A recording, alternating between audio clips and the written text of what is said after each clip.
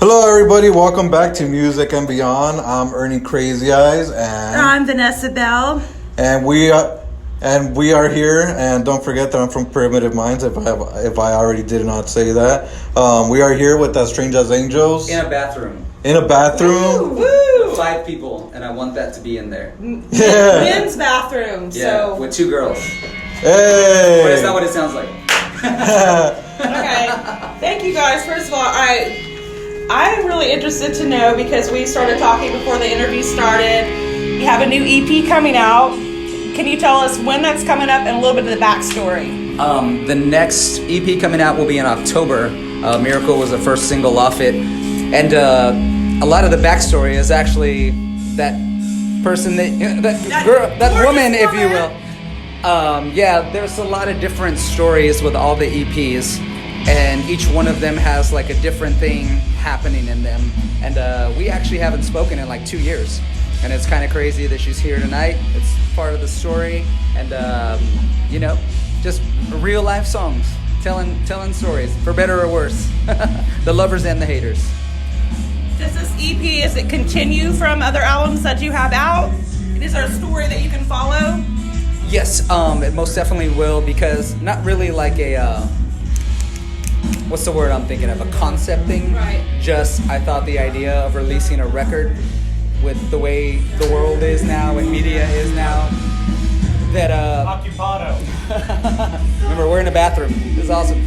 That it would be better to release it in pieces and let people digest it. You know, it's not this big, tool type thing, if you will. It's just like, let's release EPs and singles and, tell different points of the story, different points in time, So who is the writer for the band? Is everybody? Nick writes everything. Okay, so you write the music and he does the lyrics, or how does that process work? I write everything and then I license it out to Norman.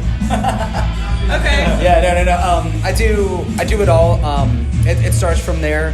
But now having Nick and Michelle involved in the process, now that it's actually come to life, and like we're doing our first big full show tonight, and just, doing it feels like I write catering to that type of thing now. It's like we have a band, like we're moving forward. Before it was just me trying to do my thing. So having them, they're in the back of my head as the process goes, CJ as well. How long have you all been playing together then? We have been, we've done a lot of acoustic shows together. Actually, our first one was at Curtain Club probably 2 years ago. So we've all been playing together, but this would be like our first full live band show. So Nice. for a while, yeah. Yeah, and Nick has never really liked me. I just kind of keep pulling him into things that I do. I mean, it's just a payday for me. Like you said, I write the music and I license it out. Okay, so you're the writer. What is your process? Do you come up? Do you hear the music, or what do you do to have the creative? Well, usually I just come home and I turn on a bunch of sitcoms and then I just pick up my guitar and I just start plucking around. And luckily with technology today, I can just pull up like a GarageBand app and just whatever comes to mind, I just, put it down on the thing and then I just, call over my producer and we actually turn it into a song. And then I was like, hey Norman. We're like soulmates, so like I can read his mind. Oh, And I'll just wake up like, dude, I got this crazy idea.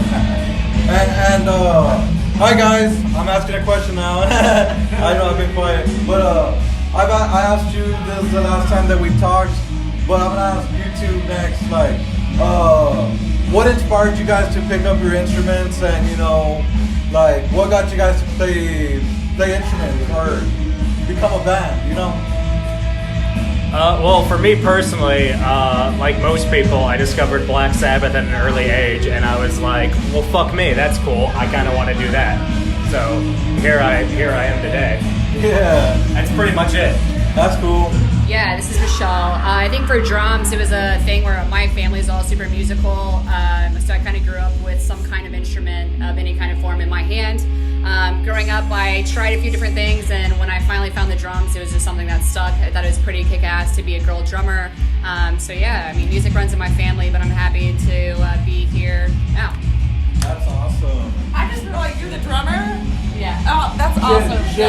Shit, if you look at me, nobody runs in my family. Yeah.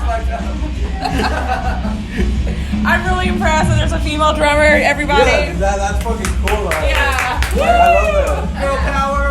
Yeah. So who's vocals? I am. You are. Yeah, Okay. his vocals. So this is the brain behind it. This is And vocals, the and then looks. the rhythm and beats is over here. And you know, I saw that you're working with CJ Pierce too. How did you guys meet? CJ has been one of my best friends for years.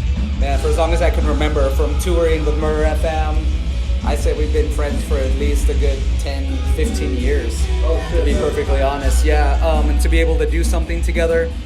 He contributed to the Mirror Mirror EP. We're working on some new stuff together. He plays guitar live in the band, so it's awesome, man. Yeah, he's playing tonight. Yeah. That's awesome. I can't wait to see him and meet him. I saw him a couple of years ago when I saw Drowning Pool. Right on.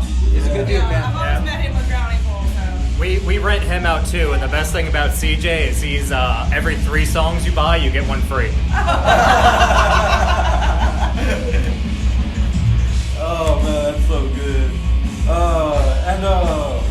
You know, when I'm listening to the acoustic, like listening to your music, I hear like it can be acoustic too.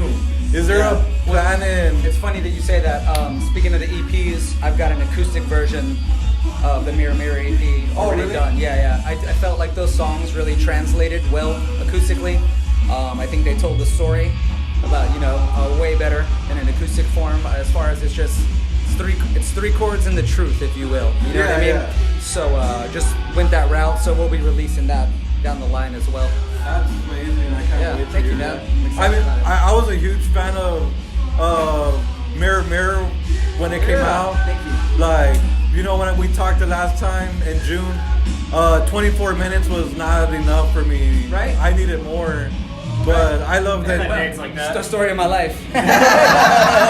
I'm like, I need 5. Okay, like 2 minutes. I said 5 more minutes. He said he'd need 2 hours. I know. We're over here trying to get here, and I'm just here like, well, I'm ready. And she's like, 5 more minutes. I'm Right. like, okay. Well, there you go. It's okay. I still love you. And music school. Yep. Can you tell me a little bit more about it? Yeah, it's called the Sound Foundation, and we do lessons, artist development. Michelle works down there with me. We love working with artists of all genres. Age isn't a thing because there's a lot of artists that are 19 and 20 that don't quite know what to do. I was there. I don't know. How do I book a show? How do I book a tour? What's the best way to get my stuff mixed, to market my band, a brand? I mean, what would you say about TSF beyond that? It's definitely a level, especially for younger kids past School of Rock, or just kids who don't quite know who their band identity is. So we really nurture them and get them to the level where they need to be, so we can then send them off to management and have a new group of students, kids, teenagers, 20 and up, come in. So it's really like wherever you're at in life, the Sound Foundation is a place to go to match it. So That's fucking great. That's amazing. Where is that based out of? Down here in Deep Ellum. We're like right at the end of Deep Ellum here in Dallas. Can you tell us a little bit more about the pricing and if We you can explain customize every program because every artist has a different end game. Everyone is trying to get into a different end zone. Yeah. And so we try to work and make it work for everybody because I don't And- think they should be priced out of having help. that? Yeah. Chasing that and dream, your school is called The Sound of Music, right? The Sound Foundation. The Sound Foundation. Yeah, The Sound of Music. The Sound of Music. Hey, that's very good. that was a movie I always fell asleep in, right? Was she hot back in the day though? Okay, I normally ask this question. I asked you about, but this is for you two. Yeah, nice. Get me out of there. Okay. No, I got one for you Ah! too. If you were stuck in an elevator with any musician, dead or alive, who would it be and what would you talk about? And for you, it's if you were stuck in an elevator with a wrestler, dead or alive, who would it be and what would you talk about? Bruiser Brody. Bruiser Brody? We would talk about how he got stabbed in the shit. shower, right? Plus, he's like Texas wrestling man, Von Erichs, that kind of stuff. So I would definitely do it with him. Yeah. Most definitely. That would be dope as hell. If it was me, I would be stuck in an elevator with Euronymous, the guitar player of Mayhem, and we would talk about how he got stabbed. Oh shit! Fun. I'm a super old school gal, so I'd say actually Janis Joplin. Probably wouldn't talk about drugs because that's pretty obvious. But I just talk about like what inspired her to write the things she did. So pretty simple. That's amazing. Do you got anything else? How do we both have fantastic hair? I know, right? Fucking. 23. Hey guys, I'm Ernie Crazy Eyes from Music and Beyond and Primitive Minds, Vanessa Bell. and we are here with. Rick James. Next. There you go. As Strange as Angels. In a men's Someone's gotta be bathroom. serious, right? In a men's bathroom. Thank you for listening. Thank you. Rock on. And without music, life would be a mistake.